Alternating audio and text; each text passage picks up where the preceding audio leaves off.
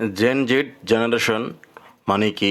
Gen Z generation হচ্ছে মূলত gen জি এমন একটি শব্দ বন্ধ যার আগে আমাদের প্রজন্মের নামকরণ বা কালো সীমা নিয়ে তেমন কারো ধারণা ছিল না। কেবল 90s কিড বা 90 শিশু কিশোর বলে একটি পরিচয়ের গণ্ডিতে একটি প্রজন্মকে পৃথক করা যেত।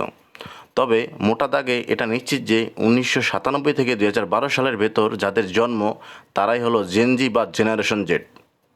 বর্তমানে এই প্রজন্মের সদস্যদের বয়স 12 থেকে 27 বছর। এই প্রজন্মের বৈশিষ্ট্য, ভালো দিক মন্দ দিক নিয়ে অনেক কথা হয়, অনেক গবেষণা ও আলাপও হয়। তার পাশাপাশি এই প্রশ্ন ওঠে যে জেড যেহেতু ইংরেজি বর্ণমালার সর্বশেষ বর্ণ, তাহলে জেনারেশন ওয়াই বা এক্সও নিশ্চয়ই আছে। তারা কারা? জেনারেশন নিয়ে বিশ্বে অল্প বিস্তার গবেষণা হয়েছে। তার আলোকে আরও কয়েকটি জেনারেশন নিয়ে সংক্ষেপে আলোচনা করা হবে।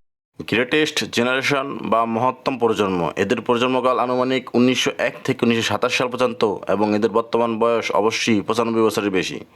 2 নম্বরে সাইলেন্ট জেনারেশন বা নীরব প্রজন্ম, এদের জন্মকাল আনুমানিক 1928 থেকে 1945 সাল পর্যন্ত, বর্তমান বয়স 79 থেকে 94 বছর।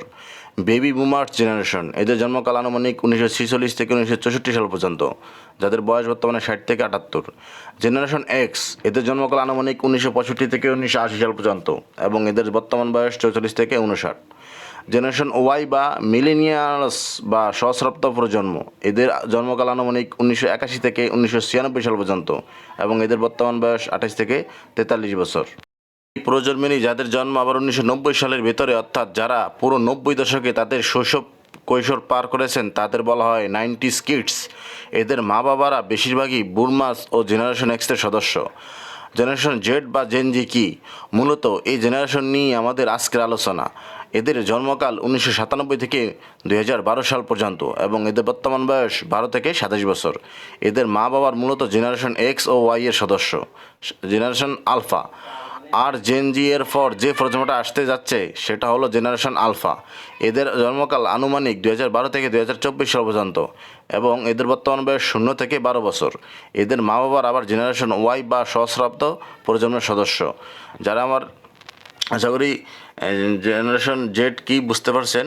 এই জেনারেশন জেডের ফলেই 2024 সালের 5ই তারিখে বাংলাদেশে একটি বিপ্লব হয়, ছাত্র জনতার বিপ্লব।